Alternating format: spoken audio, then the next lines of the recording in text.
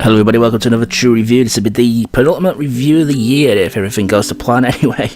And this is Rememoried on the Xbox One. It came out the other week, last week in fact, and it's priced at £12.49 in the UK and $14.99 in the US. So what do we have with Rememoried then? Well, we have a pretty unique experience which explores dreams. The game definitely has a unique look to it. Mostly the game is black and white, with a few uses of colour in a few of the levels, a few of the dream states that the game classes the levels as. And how can I describe this game? It's a first-person puzzle platformer, but where the organisation of the platforms is the puzzle element. The whole title, Rememoried, basically means that only what is in your line of sight is in your memory. You gaze left, you gaze right. You basically move the platforms out of view. When you look back again, they will have reorganized themselves into a different configuration. So you have to rememory the platforms. And it's this technique that you use throughout the entire game, whether it's remembering platforms, remembering broken bits of stairway, star constellations which levitate you up in the air, things such as that. And it's really a clever idea on the basis of it, but does have a few fundamental problems. So the game's split over, I think it was 20 levels. I didn't quite count them, but I think there was about 20 levels to actually unlock, and each level does have a distinct feel and look to it. And the game has a severe lack of direction. You basically know you've either got to find an object or an exit point of a level, but you don't know what that object or exit point could be, or what it looks like, or what size it is. So that's the first thing you've got to establish. Is it a level where I have to get from A to B, or is it a level where I have to find an object? And this is where the problems begin, because some of these objectives are very, very small to see. Like one level in particular, about midway through the game, you're jumping across a void, where if you fall into it, you're sent right back to the start of the section, and you have to rememory rock formations and broken bits of bridges into view.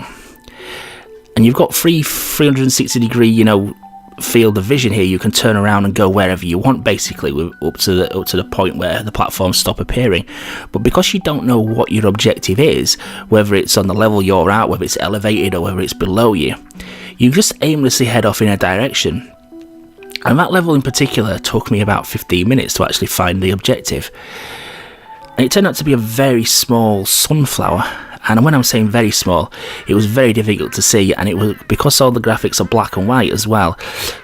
Trying to see small items in the distance is almost impossible.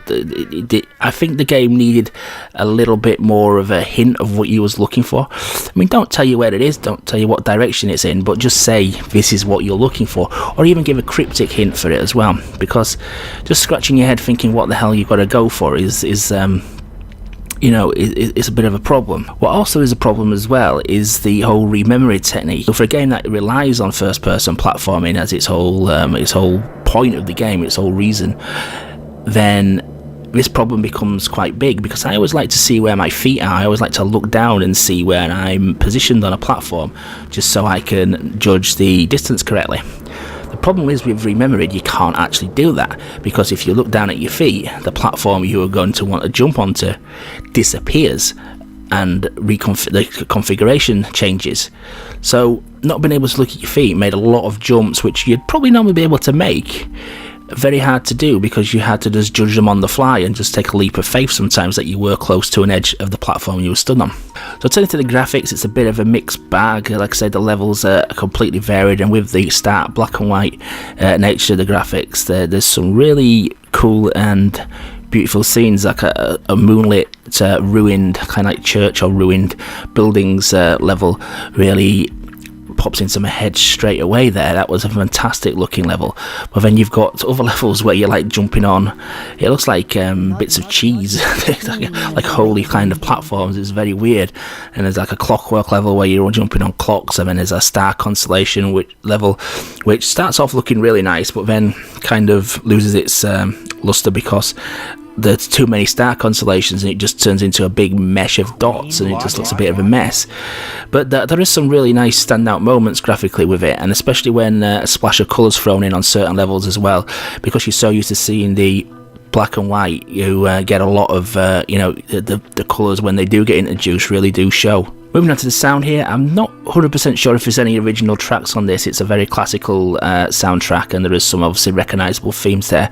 I'm not up on my classical music, so I couldn't tell you what pieces they actually are, but they definitely seem to be pulled from the classics, and it fits the game really well. It fits the game style, but like I say, the music, because of that nature, is pretty high standard stuff, and like I say, fits the theme and surreal nature of the whole game.